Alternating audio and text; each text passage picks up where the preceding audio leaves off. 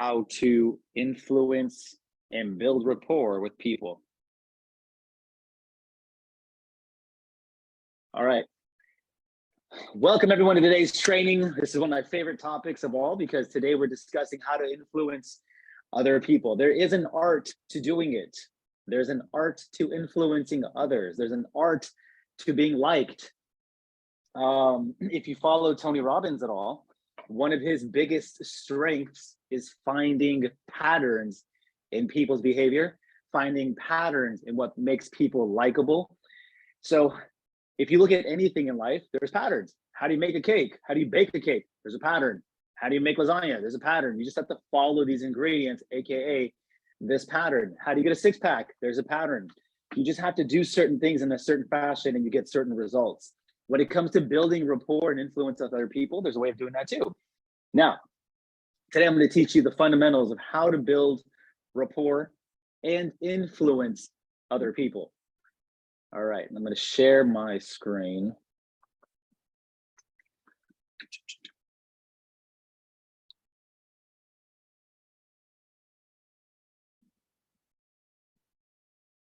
All righty, can everyone see this?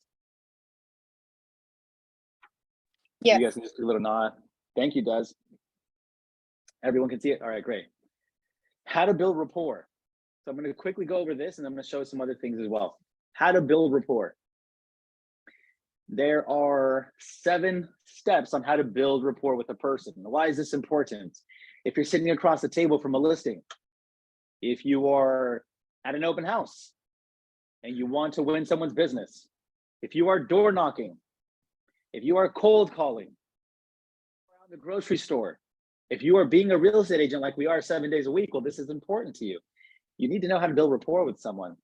Building rapport is one of the key factors in getting that person to say, yes, I want to do business with you. If you speak a certain way, look a certain way, walk a certain way, make hand gestures a certain way, that can be the difference between whether someone says yes or no. So let's go over how to build rapport. Before I get started with how to build rapport, can someone tell me what rapport means? And I'm going to take Monica Singer's advice and I'm going to make you guys interact. Because if I have to talk to myself, it's not going to happen. So what's rapport? Go ahead. I don't care if you have to Google it. Someone, what's rapport?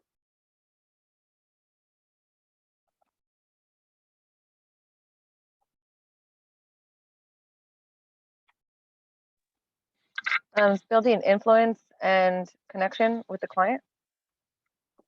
I love it. Building influence and connection with the client. Who else? What's rapport?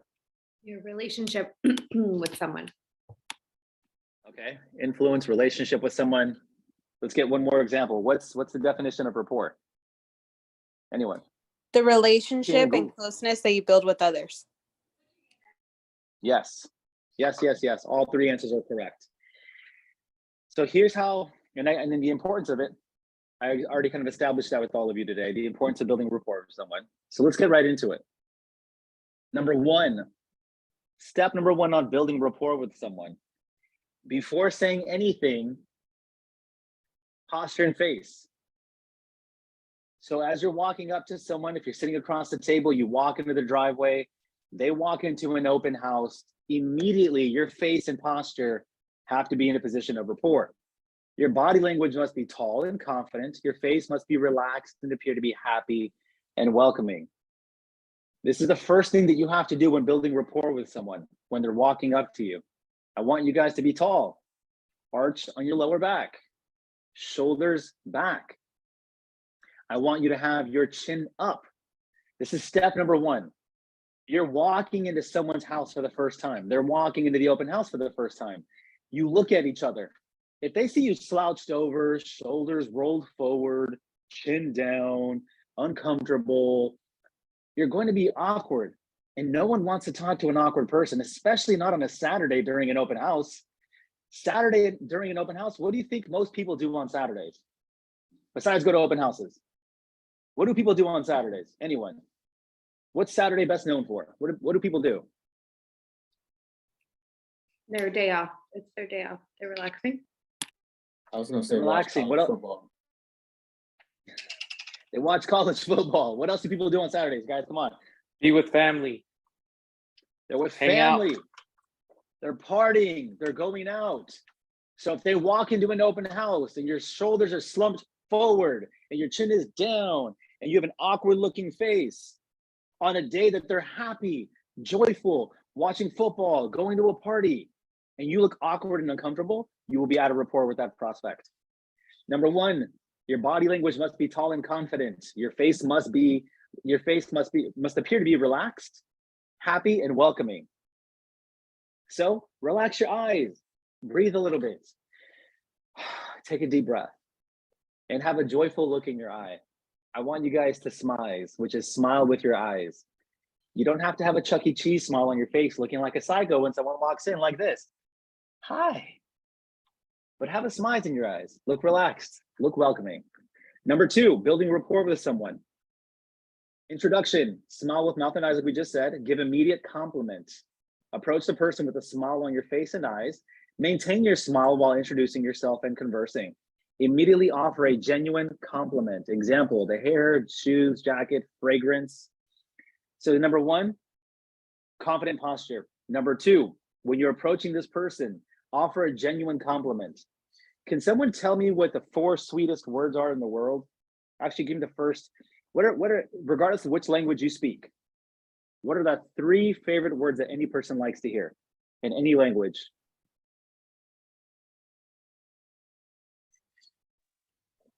And then what's the 4th thing people like to hear?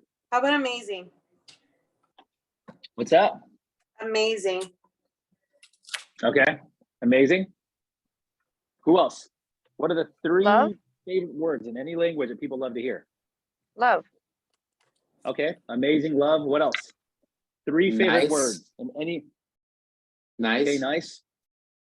All right, one more person. 3 favorite, 3, any language, doesn't matter what you speak. Even you, think about yourself. What are the 3 favorite words you like to hear that just make you happy? Hello? I love that. Okay, I'm gonna tell you the 3 favorite words. And from least to most favorite. So 3, 2, 1.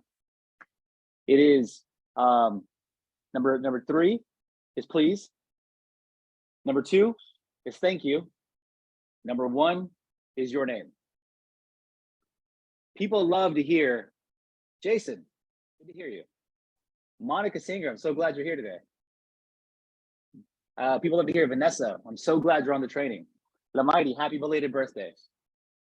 People love to hear their own name. People love to hear please and thank you. And the 4th thing people love to hear is a compliment. This is study. This is not just hocus pocus, I wish this. It is what it is. How many of you guys love when you meet someone or see someone for another time and you just met a few weeks ago and they remember your name? Hey, you're Stephanie, right? Good to see you again. You're like, oh, that's my name. Wow, you remembered my name out of all the names? It makes people light up like a Christmas tree. So while you're introducing yourself, make sure you smile with your eyes, smile with your mouth, and offer a genuine compliment. And then when they tell you their name, hi, my name is Gabe. Gabe, nice to meet you. Repeat it back to them while you're making eye contact. Number 3, mirror match vocal tonality, body language, words, and energy. Are they high energy or low energy? Does their tonality have life to it, or is it more monotone? Are they expressive with their body, and are they more reserved in their movements? Whatever it is, you need to mirror their behaviors and match their body. You must also mirror and match their tonality. Someone walks into an open home and you're wondering why you can't secure these people as clients. Chances are you're not on their wavelength. Chances are your tonality might be too high and theirs is a little lower. Chances are they might be monotone, but you're very expressive. You're very excited and happy to talk to them today. Welcome to my open house. What brought you in today? And they're just very relaxed. What if they walk in there and they're very expressive with their hands, like, hey, coño, mira, la casa, look at the paint, look at that. They're talking with their hands everywhere and they're walking around and you're just sitting there with your hands on your hips, slow and talking. Yeah, this is some nice paint. I can see that. But they're like, hey, what's up? You got to mirror and match that body language and tonality. Number 1, when they walk in, tall posture. Number 2, greet them with a smile on their face and eyes. Number 3, mirror and match their body language and tonality. 4, be present in the conversation. Ask questions, ask open-ended questions. Do not touch your phone, do not have your phone in your hand. Maintain as much eye contact as they maintain. Be aware of your eyes, body, and be sure that everything about you says, I'm interested.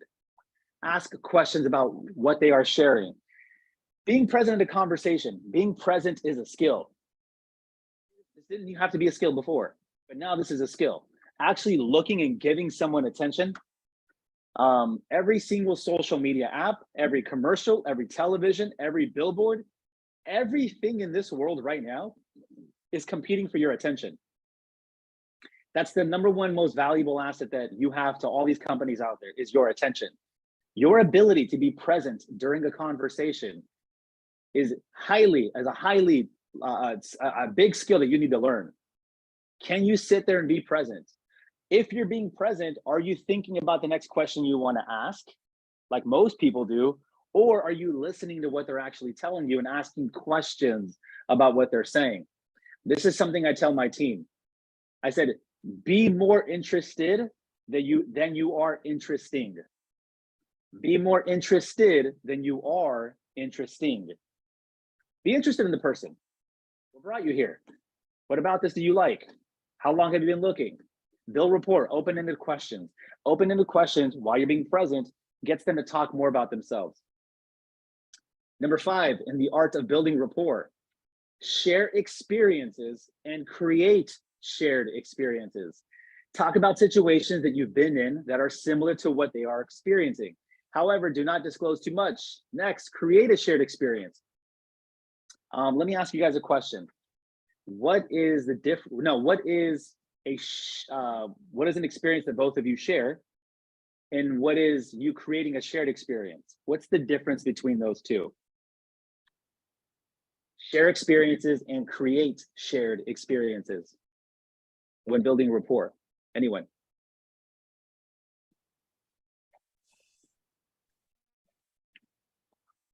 You said shared experiences and sharing experiences? Exactly. Okay, so shared experiences are things that like you and I have that like how we used to work in whatever, the San Diego district, working in decos and all of that type stuff. Sharing experiences would be me like sharing my experience working out here as a realtor in the DMV and what it's like over here versus being in California, the difference is, but there's still, sharing experiences. I love that. It's exactly what it is. So sharing experiences, you and I talking about something, you telling me about your experience and me telling you about my experience. A shared experience is something that you and I went through together, and you create that with a new prospect. So let's say a prospect walks in and maybe there was, I don't know, someone yelling outside, and they walked in, they're turning their head, they're looking, you're looking too. You're like, what the hell is this? Now you've created a shared experience in that conversation. And like, hey man, come on inside the house. I promise you, I won't yell at you like they did. Like, now you guys have a shared experience right off the bat. Now there's something that you two can talk about that no one else has access to. High-level salespeople have the ability to create shared experiences. Not only are you sharing experiences, like, yo, have you ever seen anything like that open houses before? No, I never have. I've had some pretty crazy open houses before in the past. We're sharing experiences when we're talking about that. But when we can share an experience, like, yo, I promise I won't yell at you like they're getting yelled at right now. Now you've created that shared experience, and every time you talk, you can go back to that as a leverage of building rapport. So that's the difference between sharing experiences and creating a shared experience when building rapport. Number 6, add value to the conversation. Find a problem and provide a solution, immediate or delayed. Listen to what they say and find a way to create a solution. For example, maybe the problem is not finding a particular flower for an event. Research it, find a place, and send them the info or purchase the flowers for them. Let's say you're at a listing presentation and your client's talking about, oh man, my such and such wants this kind of flower or this kind of rose, and I'm having a hard time finding it. Take mental note of it. Oh, you know what? You guys are going to events today. You guys can't find that flower. Sounds good. Okay, talk to you later. Add value to that conversation. Leave the event and then quickly look for it. Okay, where can I find this dandelion that they're looking for? Look for it. Hey, and then 20 minutes later, 30 minutes later, send them a text. Hey, I found a flower shop that does it. Or hey, you know what? Check outside your door. there's a bouquet of a dozen X kind of flowers for you. Be present in that conversation and look for something to add value. If you're at an open house, you hear them have some sort of problem, find where you can interject and add value. If you're door knocking and you hear them going through some sort of problem, man, my landscaper, I can't get a hold of them. There's so many problems all the time. Oh, you have a lot of problems with your landscaper? I completely understand. Sound good. Okay. Don't tell them right there on the spot. Come back and add the value. Hey, here's my business card for my landscaper. Matter of fact, he's going to call you in 15 minutes. Add value either immediately or delayed. Number 7, remain in genuine contact. Invest time, money, and effort into building that relationship. You must be the builder. Do what it takes to keep the relationship. Let me say that again. When you're building rapport with people, you, the sales professional, must be the builder. And let's talk about building in real estate. Building in real estate's a headache. You got foundation, permits, all this kind of stuff. So guess what? You're gonna have headache too while you're building that relationship. You're reaching out, you're adding value, you're staying in communication over time. Be genuine in that effort. Don't do it because you want something, do it because you're genuinely trying to help that person. When we're building rapport, let's quickly review it. Number 1, before saying anything, have a confident posture and face. Number 2, smile with your eyes and with your face. Number 3, mirror match vocal tonality, body language, words, and energy. Number 4, be present in the conversation. Number 5, share experiences and create shared experiences. Number 6, add value. When you're having a conversation with someone and you hear a problem, find a solution, add value to them. Number 7, remain in genuine contact. Moving on. Boom, boom. Let me know if you guys can see this. One moment. I think I lost you guys. Where you guys at? Oh no. Where'd you guys go? There you are. Can you guys see? If I do this, if I'm changing the screen, can you guys see that? Me changing the screen? Yes. Okay, here we go. All right. The best summary of how to win friends and influence people. Techniques in handling people. Let's continue on with the training. How are we doing on time? We have 7 minutes left. I'm gonna hurry up. All right. Techniques in handling people. Number 1, don't criticize, condemn, or complain. When you're looking to build rapport and you're working with people, do not criticize, do not condemn, and do not complain. Techniques in handling people. Number 2, give honest and sincere appreciation. There's nothing worse than someone like, oh, good job, pat you on the head. You're like, shut up. I know you don't mean it. Number 3, arouse in the other person an eager want. Techniques when handling people. Get them, arouse that eagerness inside of them to want. Next, be a leader. How to change people without giving offense or arousing resentment. We're now talking about influence. First part was rapport. Now we're talking about influencing people. Be a leader. How to change people without giving offense or arousing resentment. Number 1, begin with praise and honest appreciation. Number 2, call attention to people's mistakes indirectly. Number 3, talk about your own mistakes before criticizing the other person. Number 4, ask questions instead of giving direct orders. Number 5, and number 4 is actually one of my favorites to do. Asking questions instead of giving direct orders. Most of us as leaders, like Monica, Jason, Jose, Silvano, a lot of you team leaders in there, get in the art of asking questions rather than just giving direct orders on how to do something. Oh, this is how you do it. No, ask a question. Well, what would you do here? What do you think the best outcome is? Do you think this or this might be better? How do you feel that might make you feel? And you're asking questions to get the person to their own conclusion. Number 5, let the other person save face. Number 6, praise the slightest improvement and praise every improvement.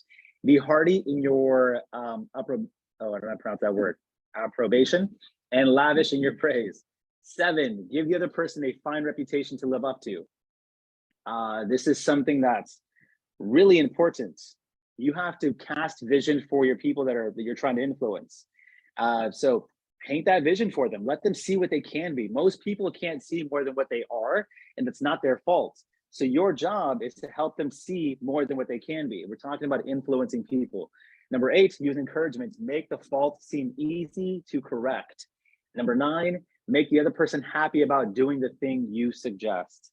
What's up, guys? You guys ready about this? Let's go. Oh, get amped up and let's go. All right, moving on to the next.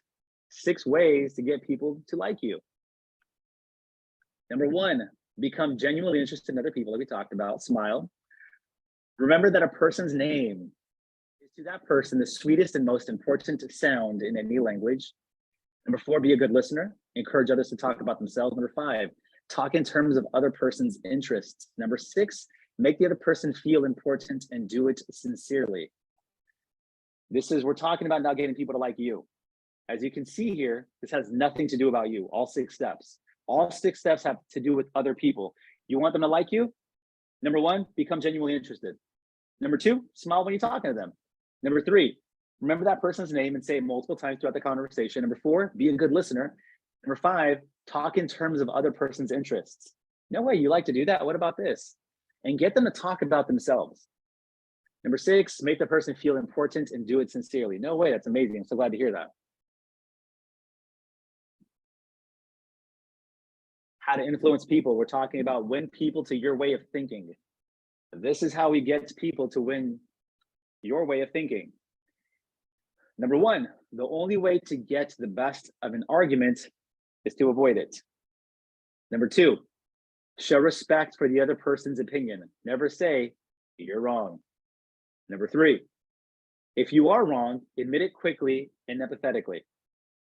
There's nothing more annoying than someone admitting that they're wrong and doing it with an attitude. Yeah, whatever, I'm wrong. Okay, whatever. Sure. It's like, bro, you don't even care if you're wrong. It's like, be sincere about it. I'm sorry, I made a mistake. You're right. Let's see here. Begin in a friendly way. So whenever we're discussing about conflict and having opposing views, always start that in a very friendly fashion. The moment you started off with a hard, abrasive personality or forceful appearance, you're going to automatically have that person lift their guard up. Let's see here. Number 5, get the other person saying yes immediately. Hey, listen, can we find a solution to this? Would that be helpful? Yes. Is it good if we can both find a win-win situation for both of us? Yes. What are your thoughts on this? Would that make sense? Yes. Get that person saying yes multiple times if you want to win them over on your way of thinking. Number 6, let the other person do a great deal of the talking. This is such a high level sales skills. When it comes to influence, when it comes to closing, when it comes to selling, the person who is doing the talking is the person who's losing. You want your prospect talking more because then they start liking you and opening up and they somehow start building relationship rapport with you. Number 7, let the other person feel that the idea is his or hers. That's one of the greatest way to get someone to think the way you want them to think. Let them come to that own conclusion. You do that by asking really smart questions. Number 8, try honestly to see things from the other person's point of view. One thing that in leadership that I've learned is that it's very difficult for a lot of people to take themselves out of their position into someone else's. Try to do that. Number 9, be sympathetic with other person's ideas and desires. Number 10, appeal to the nobler motives. Oh, this is so big. When you're building something, especially a sales team, most of you sales leaders out here, when you're building something, it's really important that you don't do it for money, fame, or something like that. You have to have a noble motive, something that's bigger than life that people want to get behind. Number 11, dramatize your ideas. Number 12, throw down a challenge. There's nothing that'll bond people closer together like having a common foe, having a common enemy. Nothing bonds people more together than that. All right, ladies and gentlemen, we are at 12:29. I want to honor and respect everyone's time. With that said, let's see, I want to open up for any questions that you guys might have on building rapport or influencing people. Building rapport or influencing people. Any final thoughts, any questions about it? We discussed 2 topics today. Number 1, which is building rapport, and number 2, which is influencing people. Any questions that you have or any ideas or thoughts that you would like to add?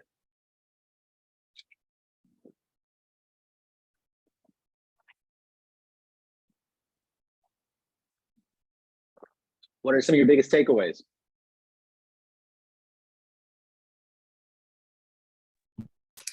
I'll share my biggest takeaway. I think for me, it is something that you always remind me of that I am very intentional about doing is when I'm having a conversation with someone is to ask them questions and be genuinely interested in what they're doing, because that is just like a complete game changer and everyone will be my friend when I'm interested in them.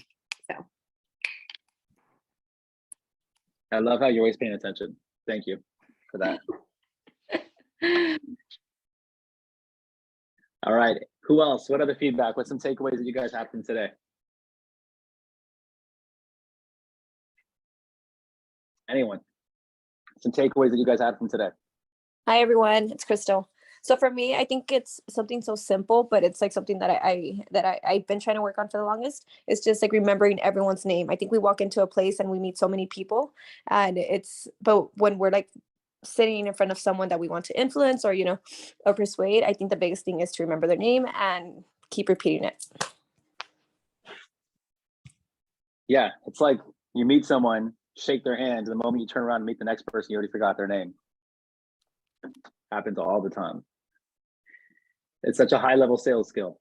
Thank you, Crystal. That's true. Remembering people's names and saying it over and over and over again during the interaction will help you. All right. Any last minute takeaways? Alma, Lupita, Diego, Silvano, Vanessa, Jennifer, Dolores, Lamidy, Jose, Des. Any takeaways? What's up, Diego? Good to see you, bro. What's up, brother man? Good to see you, big dog. Yeah, I jokingly, because I'll literally say hi to them and forget their name as soon as I ask for it. So I jokingly say, you know what? I always have to ask twice. That way I don't forget your name, get their name, and then I really don't forget it thereafter. I love that. Really well said. Thank you. Thank you. Jose, Lamidy, Silvano, Dolores, Jennifer, Vanessa, Des, takeaway. Let's get one more takeaway before For we wrap it me, up. I really liked the words that you shared that make a difference for people. I feel like that's really powerful. So yeah, I love that. Amazing. 2 high-level sales skills. We're going to wrap it up with there. It's 12:33. We're 3 minutes over. I want to respect and honor everyone's time. That is how you build rapport. That is how you influence other people. Appreciate you guys. Good seeing you guys today. I will see you guys tomorrow at the next training. Have a good afternoon. Healthy, happy, productive day. Peace. Thank you. You're welcome.